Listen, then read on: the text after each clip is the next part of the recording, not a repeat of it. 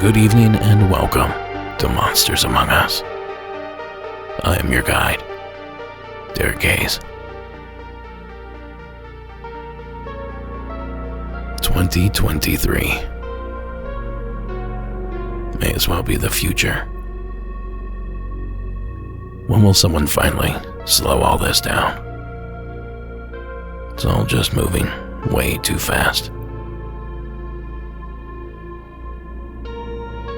Well, luckily for all of us, I control the speed around here, and I have no intentions of rushing through this incredible selection of true, terrifying, paranormal stories.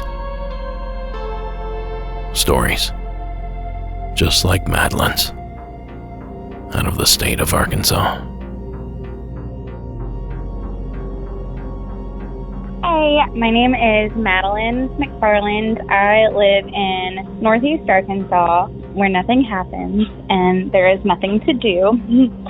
So, kind of in that vein, when my sister was turning 16, we were looking for something to do. There's nothing really where we live, but if you drive like about 4 hours away, there is Eureka Springs, and it's a beautiful town. It's old, it's cool, there's lots of cool little shops, things to do, and we just wanted to get out of town a little bit, so we went up there. It was in November of probably 2017, 2018, and we decided we were going to stay at the Crescent Hotel. So the Crescent Hotel in Eureka Springs has been called the most haunted hotel in America. There's ghost tours all around Eureka Springs, especially at the hotel. A little bit of history on the hotel itself. It was built in 1886. Originally, it was a resort for the rich and famous, but really quickly, it kind of fell into disrepair and it became unmanageable, says Wikipedia. So in 1908, it reopened as the Crescent College and Conservatory for Young Women. That closed down in 1924. It opened up again in 1930 as a junior college. The college closed, and then again it became like a summer hotel. In 1937, it got a new owner, and he turned the Crescent into a hospital and health resort. So his name was Norman G. Baker. He was a millionaire, inventor, kind of an eccentric. He said he was a doctor, even though he wasn't really a doctor. He had no medical training whatsoever, but he claimed that he discovered cures for like multiple diseases. He said he had the cure for cancer. He was super opposed to, big pharma or organized medicine. He thought it was corrupt and profit driven, blah, blah, blah, blah, blah. He was originally kind of thrown out of Iowa because he was practicing without a license. So he moved his cancer patients to Arkansas and started this health resort, and his cure was pretty much just drinking the area's natural spring water. Federal charges were filed, blah, blah, blah, blah, blah. Lots of shit went down. Basically, during his time there, it was a pretty nasty place. They had a morgue down in the basement. Lots of people died there. So you can definitely see why it would be haunted. But me, going into it, I was kind of just like, maybe it is, maybe it isn't. I definitely believe in ghosts, but I'd never had an experience. So I guess I wouldn't necessarily consider myself a skeptic at the time, but I definitely thought that a lot of accounts were probably exaggerated. So basically, that whole Wikipedia rundown aside, We were at the hotel, didn't really expect anything crazy to happen, but creepy atmosphere, late November, it was the fall. It definitely looked like a haunted hotel, and we were definitely spooked. Kind of from the beginning, just the vibe, definitely spooky. So we were there for 3 nights. The first 2 nights, nothing at all. I felt totally comfortable, had no issues sleeping, didn't feel creeped out like someone was watching me. They really encourage you to just kind of explore the hotel, so we walked around just about everywhere we could, never felt creeped out. We even did the ghost tour. They take you down to the morgue. They do like a whole ghost hunting session. Like, they definitely play into it. So I was almost a little bit disappointed. I felt like it might be a little bit gimmicky, and I don't know. I didn't expect to see anything. So on the 3rd night, the whole entire day, we'd run around Eureka Springs, hung out at the hotel, did whatever, snuck around the grounds because I was young. I wanted to smoke, and I didn't want anyone to know I was smoking. So finally, we go inside and take a shower, get ready for bed, and we are laying in the bedroom. It's me, my sister, and our friend. We're all sharing a room. My sister and I were sharing a bed, but she was hanging out on this little couch that was across the room from me. How, a lot of hotels, they have a little pull-out couch. The Crescent didn't have a pull-out couch. It had a fancy little chase lounge. But she was sitting over there on the lounge playing The Sims 4, probably, and I was laying in bed watching Netflix. Super normal. Everyone was tired. Our friend Madison was asleep. My sister was just playing her game. I was, watching my shows. But I glanced up at my sister and saw her. Nothing was out of the ordinary. Whatever. I went back to watching my show. A couple minutes later, and this sounds ridiculous even now, saying it to myself, it sounds ridiculous, but a couple minutes later, I almost saw like a green light over where my sister was, and I didn't think anything of it. I thought probably her game. For some reason, it's green. No problem there. Looked at her again, looked up at her face, and as soon as I saw her face, my stomach fell. It just dropped. My heart just, oh my gosh, her face wasn't her face. Someone that looked like a woman, but honestly, I didn't look long enough to know for sure. Someone old and creepy was just menacingly grinning at me, this exaggerated grin. The face was just bathed in this green light, and I was absolutely terrified. My sister should have been sitting there, but the face that I was looking at wasn't my sister's. There was another face on my sister's face. I didn't see any of her features. They were completely obscured. It was literally like someone had just in real time photoshopped a creepy ghost face on my sister's face. And it looked at the time too like she had really dark hair, which my sister has brown hair, but it looked darker. And I don't know, it was in her face, and it was very strange. The face itself was doing this horrible grin, almost like they knew, or she knew, I guess. It looked like a woman. She knew she was going to scare me, and maybe that was the point. I don't really know. So it terrified me. I was so upset. I immediately burst into tears, ran over to my sister, and I was like, were you just looking at me? Did you just make a creepy face at me? What is going on? And she's just freaking out, no, no, I haven't even, no, what are you talking about? She was completely confused, and I was just hysterical, sobbing. I was so terrified. I really felt like I would never feel normal again. It was like the veil had been lifted. I knew something was out there that I had just been blissfully unaware of my entire life. I was absolutely terrified. The only thing that made me feel better was going and sitting in my bed and reading the Bible. And I read my little Bible app on my phone until I fell asleep that night. And it was definitely a fitful sleep. I was very happy to leave the next day. And it kind of took me a while to stop feeling shaken up. I was really scared. And, now it's a little bit easier for me to just, a lot of people did die there. Maybe there's some tricksters. Maybe somebody likes playing tricks on the guests who come in and, aren't really taking the place seriously. Definitely made a believer out of me. I tell this story anytime someone asks me whether or not I believe in ghosts. I really just can't even convey how scared I was in that moment, in that night. It was life-changing. But anyways, Jarek, thank you so much. I'm such a big fan of the podcast. I think I'm on season 4 right now, but I am binge watching. Really appreciate you. Just became a Patreon. Keep up the good work. Thank you so much. You have a good day. Bye. Thank you, Madeline. The good old Crescent Hotel. Now I'm certain that we've discussed that establishment at least a time or two over the past several seasons. And Madeline did an excellent job of going over the history. And like she mentioned, it's considered to be, by many, the most haunted hotel in the United States. But how it got to be known that way is no secret. Years of pain and suffering at the hands of a con man named Norman Baker. But as I readied this call for tonight's broadcast, it caused a little thought to develop in my mind.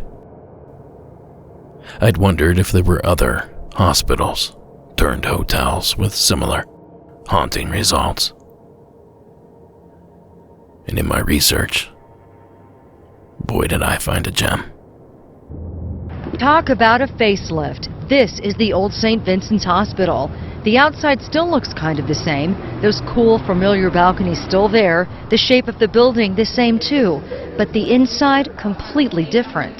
The hospital was built in 1954, but moved to another location in the 1970s. Then the old, huge 5-story landmark was used for government offices and even movie sets. But 7 years ago, Drury bought the property and made big-time changes.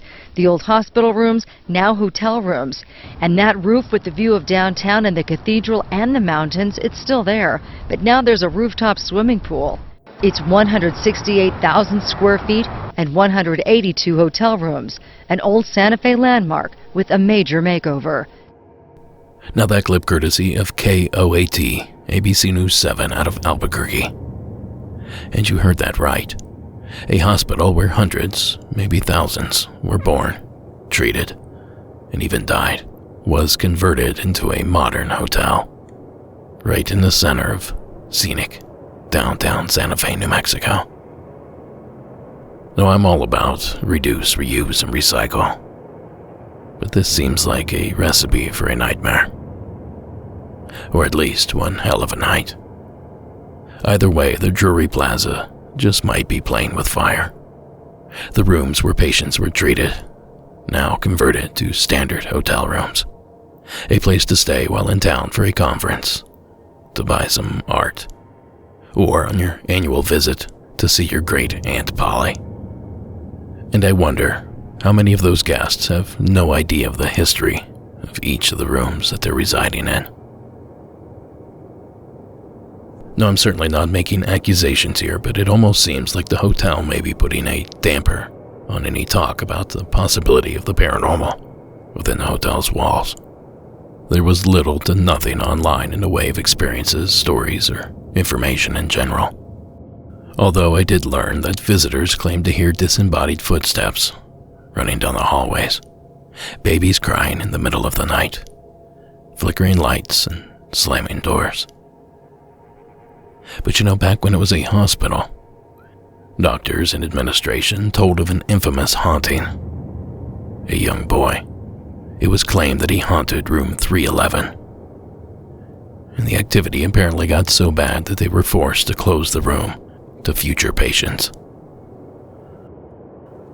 Now I wonder which hotel room 311 is now. Book yourself a night and see if you feel lucky.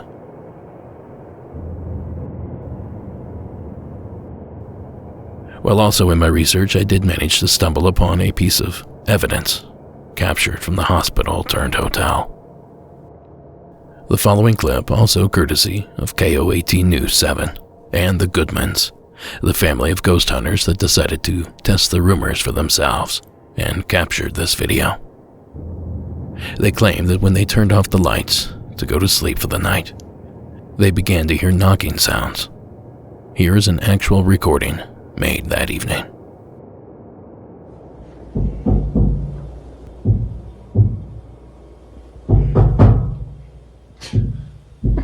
That's not the pipes. Oh my god, Dad, can you, please go turn on those lights?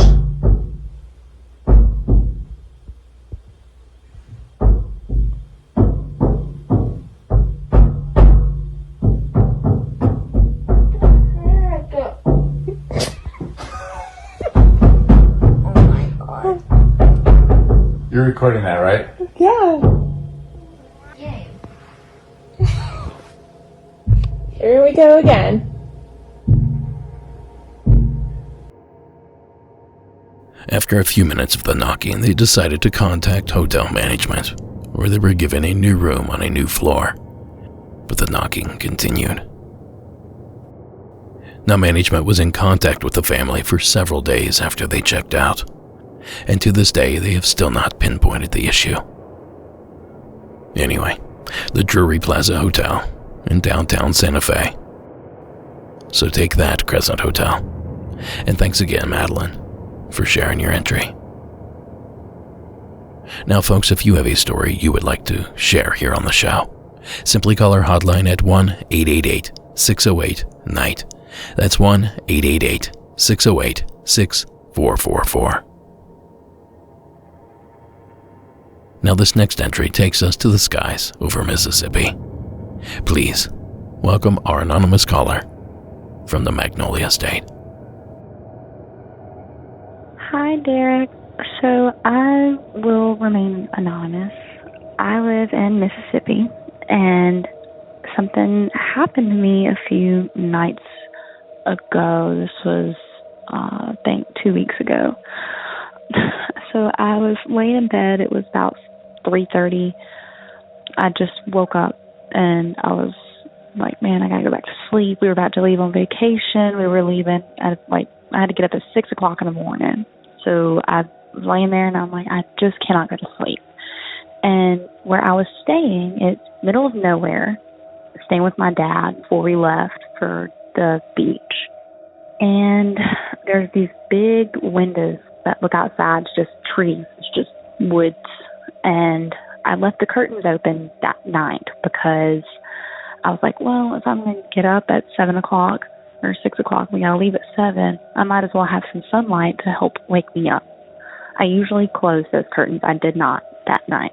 So my daughter woke up around 4, and I got her back to sleep within a few minutes, and I'm just laying there, and outside the window I see this light, and it's about 4 feet off the ground. It's right outside the window, maybe a foot away from the window, and it's about the size of a baseball, and it's moving to my left. I'm going to try to give you a layout. The way I'm laying, I'm facing the window. I have my back to the door entering the room. So I'm just looking at this light, and it's actually moving to my left, and it blinks out, shows back up again, just a couple inches away from where it blinked out from. Blinks out again, shows back up, blinks out again, shows back up, and then I just watch it disappear out of my view of the window. And I'm laying there trying to rationalize what just happened. Well, maybe it was my phone light behind me. Maybe my phone was just lighting up and I just didn't know it. Or maybe it was just, I was just trying to rationalize it to myself. Well, as I'm trying to do this, it shows back up again. But this time it's in the trees and it's moving super fast. It's blinking in and out at different locations. It'll move another 20 feet up in the trees, back down to the ground, and back up to the trees, back to the midline of the trees, and back. This went on for about 30 seconds, and I'm just watching it, okay. and I just watched it disappear into the trees. And I said to myself, okay, that just happened. I'm definitely not going back to sleep now. So a few hours later, get up, get dressed, get what little stuff I need packed back up, and we head out on the road at 7 o'clock. And my brother is in my car with me. And as I'm driving, I'm telling him the story like I just told you. And within maybe 2 minutes after I told the story, my brother says, "What is that?" And he's looking up at the sky, and I'm like, "What is what?" He's like, "What is that?" And I look up, and it's like a star. Looks like a big star. Only thing is, it's 7:30 in the morning, and it is overcast. Not a star. Not a satellite. Too overcast for us to see anything like that. And it was really bright. It's a really big star. And my brother's freaking out. And I'm like, what? I was like, that's not a plane. Like, I know what a plane looks like. I see planes all the time. But that was not a plane. And as my brother is pulling out his phone to video this star, I'm literally watching it dwindle down to nothing, and it just disappears. It didn't move. It just disappeared. My brother said that it was moving slowly, but I didn't see any movement, but I was driving. My brother said it was moving really slow to like his left. And I swear, the minute as he's pulling his phone out of his pocket to get a picture, it's shrinking. The light is shrinking until it just disappears. We were freaking out. And I called my dad and was like, "Did y'all just see that UFO?" Like, I was freaking out. And then our line disconnects. I've never done that before. Even though we are in the middle of nowhere, my dad will make calls on the way to his work, and they don't just disconnect the way that ours did. I don't know if that's related or anything. I don't know if my two stories are related, but it was an extremely weird coincidence that as soon as I got done telling my story to my brother, we both see this bright star in the sky. And I found out that, like, on the beach trip, that my dad's house is, I don't know, the place where they built the house and where other people's houses are, it's on, like, Indian burial grounds. So that might be something. And my stepmom, she showed me a video. I can send it to, I think, your email. It's like a slow motion video, and there's just this, like a ball, like a blue ball that kind of like shoots up. And slow motion videos, it had to be moving extremely quickly for it to just moving, swoop up the way it did. And it was this kind of similar to the light I saw, like a bright white, blue light. So, yeah, I love the podcast. Keep it up. Excited to see if this makes it on the podcast. Yep, just let me know. Thank you. Thank you, caller. Now, I went back and dated our submitter's initial call, and she submitted this story on June 17th of 2021, which would put her experience right around the beginning of that month. I did some cross-referencing, but wasn't able to find any other claims of similar events around those dates and times and locations. But that, of course, doesn't mean that it didn't happen. It just means that we need to dig a little deeper. So if you saw something strange in Mississippi in early June 2021, let us know, and thanks again, caller, for calling in. Mr. Pop. Well, what do you say we get back into the action here? And I think Ariel's entry is a perfect place to start. Hi, Derek. It's Ariel again. I called in last season. You played my story about the glass bottles spontaneously exploding all over the place.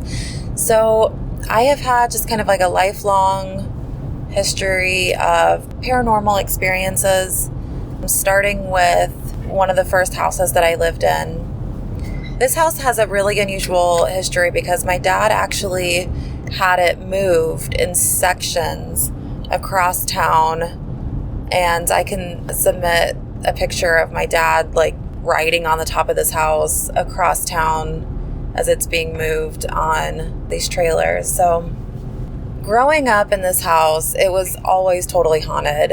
And as an adult, I've since asked my siblings about it, and they have no experiences of anything happening in this house, which when I was a kid, I guess I just assumed it was happening to everybody.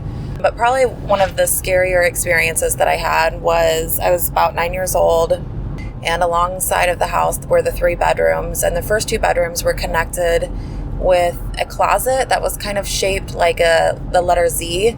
So you can enter the closet, walk down the closet, and then enter into the other bedroom. And that was just a lot of fun for us as kids, like playing hide and go seek and just being able to run through that closet in between the bedrooms. In that bedroom, the bed was right next to a really large window. So this was a really old house, so it had the huge windows just for lighting before they had electricity. So the bed was right up against these giant windows that looked out into the yard. And in our yard, basically on the street, was a street light. So it lit up our entire yard, and it just flooded the bedroom with light from the street light. There were no curtains on the bedroom. So I'm laying on the bed, and it's summer. It's really hot. I don't know if we had the AC or if it just wasn't turned on, but I'm laying fully dressed, like on top of the blankets. And then I didn't want to lay next to the window, so I'm all the way furthest away from the wall, like on the edge of the bed, just laying there on my back, just trying to go to sleep. And across the room, towards the foot of my bed, is that closet I just described across the room. And I could see the room perfectly lit up. Like I said, that street light just totally lit up that whole room. And there were these really solid oak doors with these iron handles, doorknobs. And I'm just laying there trying to go to sleep, and I hear a creak. So these old cast iron doorknobs, when you turn them, you could hear them. And I hear this creak, and I look at the closet, and I can see the doorknob turning very slowly. And the first thought that I had was that a mouse had somehow jumped up onto the doorknob. Like I said, I was just like 9 years old. I was just a little kid. That a mouse had jumped up on the doorknob and somehow made the doorknob turn. So I'm watching this, and I'm not scared yet. I'm just actually pretty curious. And the door slowly creaks open about 8 inches. And at that point, I'm like, okay, I'm getting nervous. It was hardwood floors in the bedroom, and I start to hear footsteps from the closet walking straight towards the foot of my bed. And it's about this cadence, like creak, creak, creak, creak. These footsteps come to the foot of my bed. I'm immediately regretting not laying under the blankets, having nothing to cover myself with. And I'm just laying on my back, frozen. And the footsteps come to the foot of my bed. They stop. And I'm staring straight ahead of me, trying to see what's there. And I can see everything in my room perfectly clear, but there's nothing there. I'm straining my eyes, trying to see. So at that point, I just look up at the ceiling, and I just start saying over and over and over, oh my God, oh my God, oh my God, oh my God, oh my God. And I start to hear the footsteps again. They're walking around the edge of the bed. And I again immediately start regretting laying furthest away from the window and right next to the edge of the bed. And I hear creak, creak, creak. And the footsteps walk alongside my body up to my shoulder. And when the footsteps get to my shoulder, they stop. And again, there's nothing there to see. I'm just terrified out of my mind. And then I hear the steps going towards the door to go outside of the bedroom. And I turn my head and I look, and I can see the doorknob turn, and the door opens. And it only opened this time like about 1 inch or 2 inches. And at that point, I just leapt up out of the bed. I don't know where I got this courage from. Jumped out of the bed, ran out of the room, and I just jumped in my dad's bed. And I have a lot of other stories in that house. Just very quickly, like I used to think my dog could open the sliding glass door, because every time he would come to the sliding glass door would just go flying open. And I was so used to that. I just thought that our dog had figured out how to open sliding glass doors. I mean, I think maybe a dog might be able to figure out how to nudge a door open a little bit. But no, he would just walk to the door and the door would just slide open. And I mean, that happened all the time. And I just was so used to it. It didn't scare me really. So that was my first haunted house I lived in. And I'm now 34 years old. I've lived in 2 other haunted houses, or houses that I would consider to have spirits or activities. So I will call those in. Thank you for listening to my story. And I'm just going to keep listening to your podcast. It's awesome. And my kids love listening to it as well. So take care. Bye. Thank you, Ariel. You know, in my hometown, we have a hometown hero, so to speak. He was an astronaut, a politician, fighter jet pilot. And a dozen or so years ago, our tiny little village moved his boyhood home about a half a mile across town from where it sat, catty-corner from my mom's house, to its new location as a museum across from our library and elementary school, right smack in the middle of Main Street. No, I wasn't there when they moved it, but I can't imagine what went into moving a structure like that on busy public roads. Well, the funny thing about that home, and if what my grandfather told me is true, that was not the first time that house had been moved. When the main road was widened, maybe in the 1940s, this infamous house, now museum, was moved atop the hill, near where my mother lives present day. So in a span of maybe 80 years, this house has sat on 3 separate streets, on 3 separate properties, and moved nearly a mile. And this is not a small house either. Anyway, the opener to Ariel's entry sent me down a long walk down memory lane. But as for that closet entity, what is the deal with closets, anyway? Why are they so often involved in these strange paranormal stories? I think it's something we should probably get to the bottom of. Until we do, however, thanks again, Ariel, for sharing your entry. Now, folks, don't forget the shop is on sale. Act now to get 15% off anything and everything listed at monstersamonguspodcast.com. Smash that shop tab, rep and support the show, and save money doing so. Again, that's monstersamonguspodcast.com and click the shop tab. Now, next up is an entry that might make you question how the world works. Here is another anonymous caller, this time from parts unknown. Hey there, I've called in a couple stories that were told to me growing up by my mother, and this is another one. Maybe one of these days I'll get her to call something in because she's a great storyteller. I'm not sure of the location of this incident. I believe it was on the East Coast in a city somewhere in New England. Maybe New York, maybe Connecticut, possibly Maine. I don't remember. My mom moved around a lot, and so have I. But anyways, one night she said she shared an apartment with her sister, and her sister was out of town for the night. Anyway, so my mom was hanging out on the porch steps after work with a bunch of her friends who lived in the area, some who lived in the building, some who lived across town. They were all just hanging out. I'm not sure if anybody was drinking or if anything like that was going on. At the time I was told this story, I was a young child, and my mom and I were part of the Mormon church. And so she was using this as a story to explain what they call like the Holy Ghost, which is in essence a sixth sense. It's like a whispering you get or a sensation you get that helps protect you and help you make choices, basically. So that was the way this story was framed for me as a child. Now, we're no longer in that church, and now we're more aware that it's more of like a psychic situation as far as running in my family. A sensitivity runs in my family among all the women. So anyway, this evening, she's starting to get tired, said it was a little bit cold outside. You know, the weather's clear, but it was chilly, and she was tired and wanted to go in. So she says goodbye to her friends. They all stay and hang out on this porch.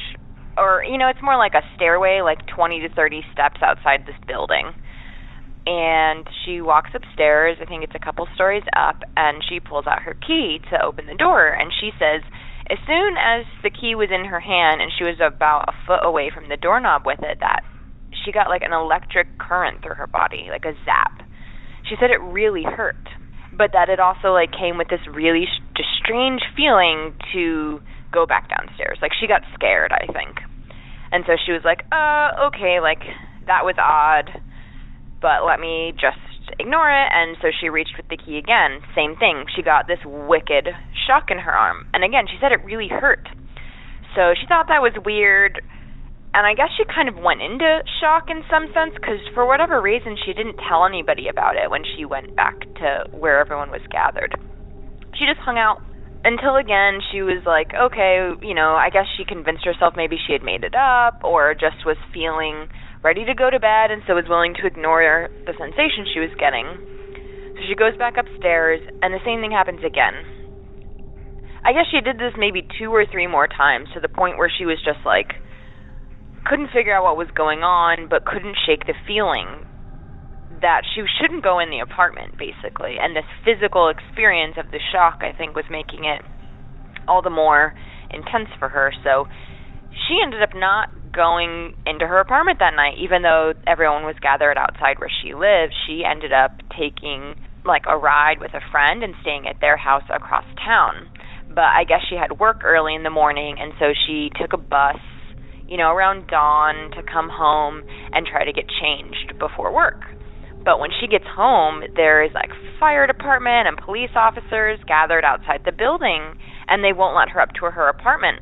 In fact, they started to question her because apparently that evening a fire had started in the building from inside her apartment. They said that they found a note written inside. They managed to put the fire out, but what had happened is my aunt had a weird ex-boyfriend who I guess they'd let keep some pot plants inside or something. He was a kind of a shady character, taking advantage of it, and was very unhappy that my aunt had broken up with him. So apparently that evening he was waiting in the apartment to kill my aunt. I'm not sure if, he would have had malice towards my mother as well, but clearly this man, was not mentally sound and was dangerous. So they assumed he started the fire, and he had left a note explaining that he was going to come back for them, and, cause them harm. So it's just kind of an interesting thing where, who knows what would have happened if my mom had gone into the apartment, because the ex-boyfriend did not know my aunt was gone. He was in there waiting, probably at the time my mom was trying to go in there. So, I've gone through things with my mom about this situation, if there was a fire, I don't know, maybe there was some kind of static charge or electric charge that was, conduit through the doorknob. But from what I understand, doorknobs are, I don't know if they're conductive. I know they'll get hot if there's a fire behind a door or something, but I'm not even sure they figured out what caused the fire. I'm not sure what happened to the man who was in the apartment, but I believe he had left at some point. And they were questioning my mom because they assumed, they assumed it was arson, obviously, but like I said, I'm not sure if they could actually figure out where the fire originated or why. And they thought it was very suspicious that her and her sister were not at their own apartment that evening when this man was there. Anyway, it's just one of those things where my mom trained me as a kid to trust my intuition. She's got countless stories like that where just weird things happened, or she knew something she couldn't have known. Just having a strong sensation of danger, I suppose. And, like I said, being psychic, kind of runs in my family. And I don't even necessarily think of it as, a paranormal or mystic aspect. To me, it's some kind of, evolutionary ability, since, all these other beings in nature can sense and communicate invisibly without language. That, to me, it seems pretty probable humans are able to have those skills, and it's just a genotype kind of situation, or where some of us get it and some of us don't. So anyway, that's just one of the many stories I'm sure I'll call in over time. So thank you. Thank you, caller. Your mom sounds like an interesting character, and I think we'd all like to hear from her. As for this entry, however, there's a funny thing about signs. like the one our caller's mother experienced. They only work if you react to them. In other words, you might have the keenest of senses, but they do you no good unless you act on them. And our subject here did just that. Not once, not twice, but multiple times. And it must have been quite a feeling to influence her at such a frequency. Now, it's certainly incredible stuff, and we thank you again, caller, for sharing it here with us. Now, folks, as I'd like to do, let's tuck one more entry in here before we pay the bills. And I think I have just the one. John in New York. These digital airwaves are yours. Hey, Derek, this is John from New York. Just happened recently. About a couple minutes ago, I'm a truck driver. Right over Batavia, New York. It's nice out, beautiful sunny day. I see like a disc in the sky, and it's almost blinding off the sunlight. And I keep looking, I'm like, I'm probably a drone or something like that. Keep looking. No, it's definitely disc-like. Another trucker pulls up alongside me, and I kind of just glance over at him to see if he sees it too, because it's so bright, reflecting off the sunlight. And it's kind of small. I don't really know a size to relate it to, but it's definitely disc-shaped. So I keep looking at him, and he doesn't see it, and nobody's really slowing down in front of us.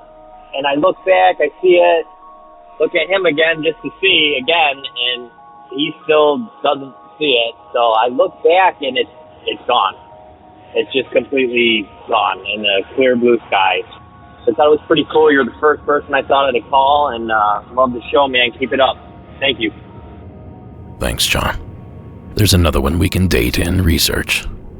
And coincidentally, it happened the same week that our previous entry from Mississippi did. Around June 7th or 8th of 2021, by my calculations. And like with that entry, I didn't find much online describing other UFO experiences around that time. But maybe you saw something. If you did, you know the drill. 1-888-608-NIGHT. Now, as for the sighting itself, a trucker burning diesel down the highway, only to be interrupted by a shiny silver UFO. Yeah, they made a song about that. And I was just about an hour from the Oklahoma line, when out of the sky came a big old flying saucer, and I swear it nearly caused me to go blind. Well, there ain't no UFO gonna catch my diesel. No, I don't care if it came from outer space. Well, there ain't no UFO gonna catch my diesel. No, there ain't no machine around gonna take its place. Now that's just a taste, for educational purposes and all. The full song can be found in their show notes at monstersamonguspodcast.com/show notes, or in the description of this episode. The song is Trucker and the UFO, a 1973 release by the band Brush Arbor. And don't tell me that John's entry didn't immediately make you think of that jam. What do you mean you never heard of it? Now, unless you're brand new to the show, you've probably already heard me talk about microdosing and how it helps all sorts of people, myself included. Now, tonight's show is sponsored by Microdose Gummies. Now, Microdose Gummies deliver the perfect entry-level doses of THC and CBD for people who want to feel just the right amount of good. Yeah, I mentioned THC. But before you tense up, keep in mind that microdose gummies are legal everywhere in the United States. And while these gummies do contain cannabinoids, I'm not talking about getting stoned out of your mind. I'm talking about entry-level doses to help you chill out at the end of a long day. Now look, they taste great, and they really help me relax, calm my anxiety, and fall asleep with ease. Now, Microdose is available nationwide. To learn more about microdosing THC, go to microdose.com and use the code Monsters Among Us to get free shipping and 30% off your first order. Links can be found in the show notes, but again, that's microdose.com and the code Monsters Among Us. Now, as always, supporting our sponsors supports the show. So thank you for listening. And back to that strange face staring into your window. Alrighty then. This upcoming entry puts us back into a hotel. Please welcome Cody from Washington to the program. Cody calling from Marysville, Washington, about an hour north of Seattle. Love the show. According to Spotify, I've listened to 244 episodes for just about 13,000 minutes in the past year, currently on season 12, episode 1. My story takes place the night of August 24th, the morning of August 25th in either 2010 or 2011. My girlfriend at the time, fiance, myself, and her mother went to stay at a place in Port Townsend called Manresa Castle. I'll just get that out of the way. Like I said, I've listened to a lot of your episodes, and I have yet to hear about a ghost attack, and that is what my story is about. So we had requested to stay in one of the haunted rooms just for fun. The room that we stayed in, according to the front desk associate, when it was a monastery, a monk had relations with a prostitute and hung himself in the spire above our room. So went to bed on the 24th, fell asleep with the TV on, woke up about 2, maybe 3, noticed the TV was on, couldn't find the remote, so I got up to turn it off, realized that I had to pee, so figured I'd go do that while I was up. Came back, laid down, kissed my girlfriend on her forehead, told her happy anniversary, got comfortable, laid down on my right side with my left hand resting on my side and on my hip, and then I started noticing a hot, burny, tingly feeling in my fingers. Made its way up from my fingers all the way up my arm, wrist, forearm, elbow, up to my bicep, onto my shoulder, and then stopped on my shoulder blade. The next thing I know, while it is still burning and tingling on my shoulder blade, I start getting the same feeling on the back of my head, and then almost immediately after the tingling and burning was on the back of my head, my face got shoved into my pillow. I always bring a feathered pillow with me when we go to any hotel or anything like that, just as a comfort thing to help me sleep in an unfamiliar place. And with it being a feathered pillow, I couldn't breathe. I had my hands in the bed, pushing hard enough to where I was shaking, trying to get my face out of my pillow to where I could get a breath of air. Through this whole thing, my girlfriend was sleeping because I could not say anything. My pillow was in my mouth, up my nostrils. The tingling and burning feeling left my back and the back of my head. I was finally able to move. After I was able to breathe again and moving, I didn't want to wake my girlfriend up because I didn't want to scare the holy hell out of her. So I did my best to fall asleep. Come to find out, a couple hours later, she had woken up, and on my side of the bed, there was a wardrobe with a mirror in the center of it. And when she turned over and looked at me, she said that she saw somebody standing over me in front of the wardrobe, to where what was being reflected in the mirror was being blocked by whatever was standing. So that's what happened. I've told numerous people. Thank you for giving us a place to call. Thank you again for everything that you're letting us do. It's greatly appreciated. Thanks. Bye. Good Lord, that was intense. Thank you, Cody, for sharing the entry. Now, I don't often make a habit of flat out calling out submitters, but I'm going to do it here. Cody, you're telling me you went back to sleep after that? I know we hear that detail a lot. Someone sees something strange, freaks out, and eventually dozes off. But my man here was nearly snuffed out by this invisible force. Cody and his girl's anniversary almost also became their death date. Or at least it seems like that. But aside from some scratches and bruises, you don't much hear about entity-to-human violent contact. And you certainly don't hear much about those encounters approaching deadly levels of force. But here we are. Now, since Cody gave the name of the hotel, the Manresa Castle Hotel, I was able to do a little digging.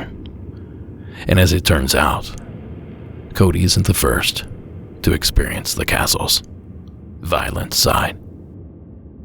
Mardella, a housekeeper at the castle, says she was physically attacked twice. Can you tell me where we're at right now in the castle? We are in the dungeon in the laundry room. The dungeon in the laundry room? Yeah. Some of the other women that work here were telling us that you had a violent encounter. I was down doing laundry. The first day I went home to change my work clothes, and I noticed a child-sized handprint bruise on my leg. Did you feel that happen? I did not feel that happen. I came back to work the next day and talked to the ghost. Said, this is not okay to leave bruises. And next thing I know, I felt a punch in my face. Did you feel the pain of it? Yes. They didn't like what you were telling them? Yeah. Now that clip from the Travel Channel program, Ghost Adventures. And if you have Discovery Plus, you can watch the entire episode. The link is there in the show notes. But you know, if what the housekeeper says is true, and what Cody claims isn't fabricated, then the Manresa Castle is home to something powerful and something dangerous. Now, dealing with something like that is certainly above my pay grade. But I imagine there's a ghost hunter or two that would love to get their hands on that place. Thank you again, Cody, for the introduction and the terrifying entry. And here we are, at the end of the supernatural rainbow. And the pot of gold is this nightmare fuel, submitted by Nick in the state of Idaho. Hi, I got a story for you. This is Nick. I live in Boise, Idaho. And when I was younger, I had a pretty strange experience. I'm 40 now, but this probably occurred when I was probably around 5 or 6. Me and my brother shared a room at the time, and we had our small beds kind of against the wall, and there was a kind of one of those orange night lights under a table in between our beds, you know, that supplied just enough light to get in and out of the room at night if we needed to. And it kind of cast that, you know, orangey yellow glow, as with all the, you know, light bulbs of the, you know, 80s. And so I found myself waking up in the middle of the night, and I'm kind of gazing off at the side of my brother's bed, you know, not thinking of anything in particular, just awake. And I remember being awake for, you know, probably about 5 or 10 minutes. And I was just kind of dozing off, you know, thinking. And the side of my brother's bed was just kind of happened to be where my eyes laid as I was thinking and daydreaming. And all of a sudden I noticed there was texture starting to develop on the side of the mattress. And within a matter of about 10 seconds, a face exuded from the side of the mattress. The only way I can really explain this is if you remember those science toys back in the late 80s, early 90s, where it's like a board full of pins, and you can place your hand or your face against it, and it, you know, pushes against the pins, and then on the other side it makes a cool metallic relief of whatever, you know, pushes against the pins. Now imagine that on the side of the bed, to a depth of about almost ear level. This face developed and came out of the side of my brother's bed. And this thing, I'm not a religious person. I wasn't back then, and certainly not now. And the only thing I could say it really looked like was a demon. And back then, I was young enough to where I didn't really have, I don't know what this was. So, as I'm looking at it, this thing had a brown face that was very gaunt, and its eyes were human-like, but the iris was a yellow color. And from what I remember, it had a cat slit or a snake slit-like pupil and wrinkled, leathery face with its mouth kind of slightly open at a gape, as if somebody's daydreaming, because that's what it looked like it was doing to me.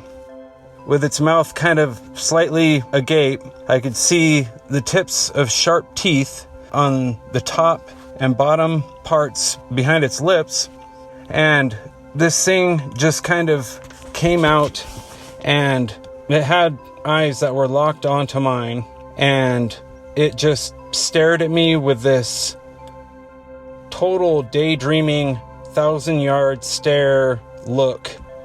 I remember at the time kind of being curious because I had no idea how to categorize this as something I knew or something that was familiar.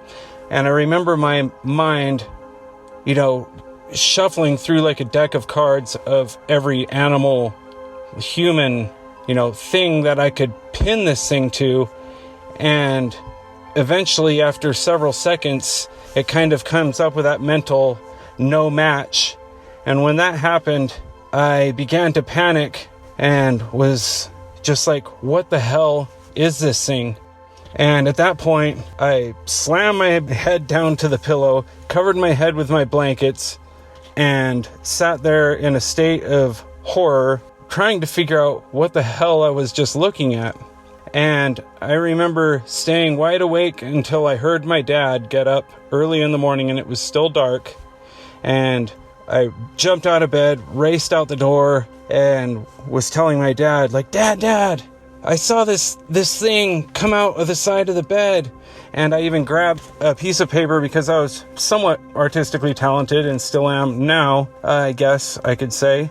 And I was trying to draw what I saw while he was kind of getting ready for work, but he didn't really pay me any mind, kind of like, yes, whatever, son, and going on his business.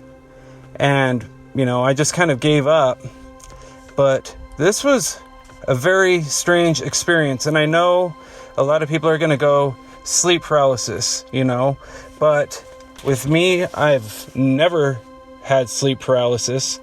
And when I experienced it, I was awake, and I even leaned up a little bit to look at this thing. So I was fully able to move.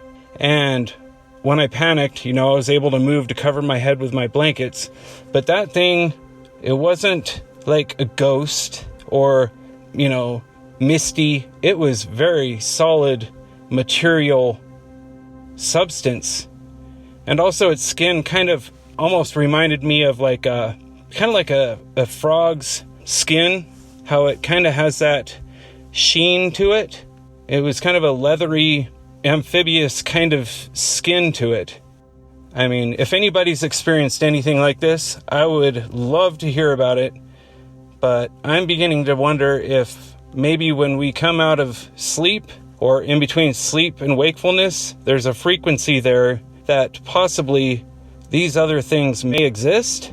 Almost like we're a radio station where we, between wakefulness and sleep and vice versa, we can harmonize with that frequency where these things exist, occur, something. But there's something to it. Too many commonalities with this whole waking up in the middle of the night and seeing things.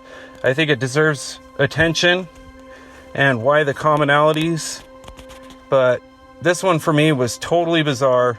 I have no idea what it was, and what it still to this day, I remember it very vividly, and it has kind of haunted me through my whole life. I would really like to know if somebody else has experienced anything like this. Seems very unique, not ghosty, not really alien-y. I don't really know how to compartmentalize this. A lot of people are gonna say demons and the devil, could be, but I don't know. I'd just like to hear your thoughts. Let me know, and if anybody else experiences anything like this, hit me up. Thank you very much for listening. Bye. Now, why does all this sound so eerily familiar? Now, if you tuned into last week's Best of 2022 special, you might recall hearing a similar story. Because on that episode, I shared an anonymous caller's story out of Ohio, which he described a similar toad-shaped entity that entered his childhood bedroom. Now, if you missed that story, here is a short clip of the call, which originally aired on Season 13, Episode 18. Okay, now the shadow defined itself to where it was almost like a man-shaped frog. Or not frog, it was a toad. Because toads are lumpy and bumpy and dry. And this did not have a wet skin to it. It was very dark, but you could still see that the toad itself was gray. And it would start out growing from the shadow, and then it would transform as the night grew on into the toad shape.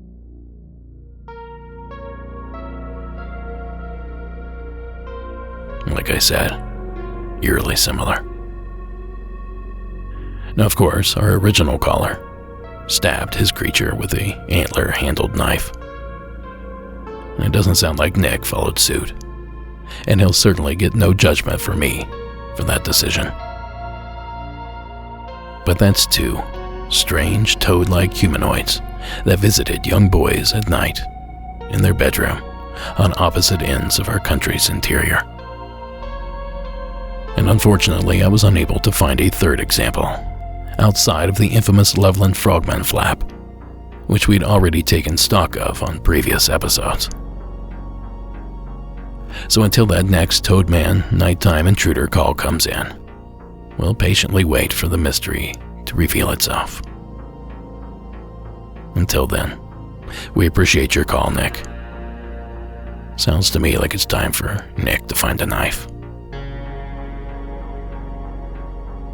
Alright folks, that's going to do it for this episode.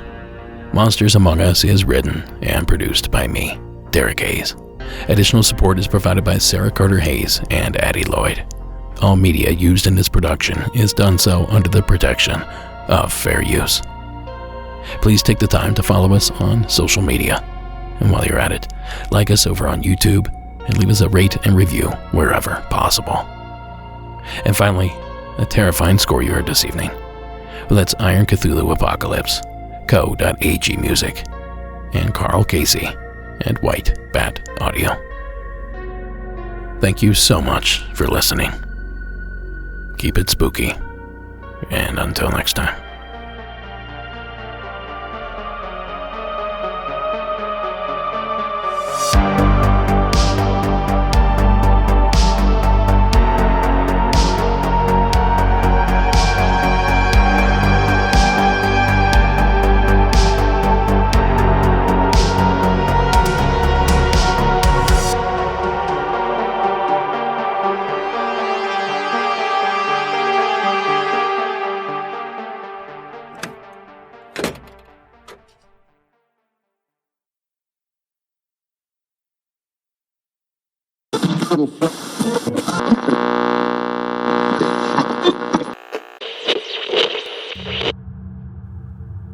You know, I like to imagine there are still a few saps out there that don't know anything about this bonus entry. And maybe this is your first time realizing it exists. How exciting.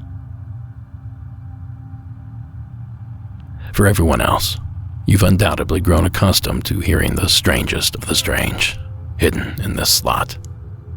And tonight, I intend on continuing that tradition. So from the Commonwealth of Pennsylvania, please welcome Mark to the program. Hey Derek, this is Mark from Norristown, Pennsylvania. I just had something really strange happen to me, and the first thing I thought to do was to call into your show. So I'm walking through my neighborhood here. It's about 8:45 on Valentine's Day, February 14th, walking my dog. And we're walking down the street, and all of a sudden, I hear what sounds almost exactly like those kind of dolphin laughs that you hear a dolphin make, except they're a little higher pitched than that, and they're coming up from a sewer grate. Now, it might be a runoff drain, too. I don't know the difference by looking at them. My dog starts going crazy when we hear this, and I kind of pause and freeze. And a few seconds goes by, and then we hear the same thing. At this point, she's really pulling me to, she's a big dog. She's pulling me to get over towards it, and a dog across the street is going nuts. So I walk up to a street sign, and I tie her to it because I don't want her to, go sticking her face over a sewer grate and having something pop out at her and hurt the dog. So, of course, I do that myself. I turn on my cell phone light, and I look down in the sewer. It's empty. There's nothing there anymore. By the time I walked to the street light and tied her up and went back, it was gone. I went back and got my dog. Nothing there that could have made that sound that I could see. It's possible it was some sort of plumbing noise. I don't know how or why, or even if that goes directly to somebody's house or something, although it didn't look like that type of thing. It looked more like something that would drain water off the street when it rained. Other than that, I got no real ideas on what this could be other than some sort of sewer dolphin. So I guess if you or anybody else has ever heard of dolphin noises coming from the sewer, let me know. Thanks. Bye. The sewer dolphins. The funny thing about that was that was my band's name in high school. I tell you, we were the best gospel group in the Tri-County area. But how about it, folks? Some rogue species of dolphin that somehow made its way into Pennsylvania's sewers. Or perhaps a rodent or other small bird or mammal, whose screeches and squeals sound similar enough to give Mark pause. Now, oddly enough, this is the same area that brought us the fuzzy alligators in the sewers, if you remember that series of calls from several seasons ago. What are you guys putting in the water there in Pennsylvania? Something ain't right. But we love and appreciate a good mystery and the call. So thank you again, Mark, for taking the time. Now then, folks, if you don't have a ticket, this is where we part ways. But fear not. You can gain access to this extended Beyond episode by visiting patreon.com/Monsters Among Us podcast and joining that $5 level. Once you do, you'll get access to this extended episode and some 60+ hours of additional content, all for the price of a cup of Starbucks. We cannot wait to see you there. So again, that's patreon.com/Monsters Among Us podcast.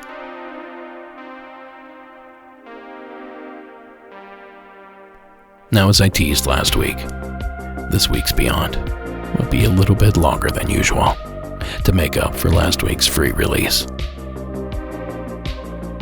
So let's get this thing started, beginning with Marcos over in New York. Hi, my name is Marcos, and this is a story of a sighting of little people that my younger brother had in Mexico. It was around the mid to late 2000s. He was walking back from school. He had to go to school a long way from home. It was an evening, like around 3 or 4 in the afternoon. He had to stay late for after-school activities.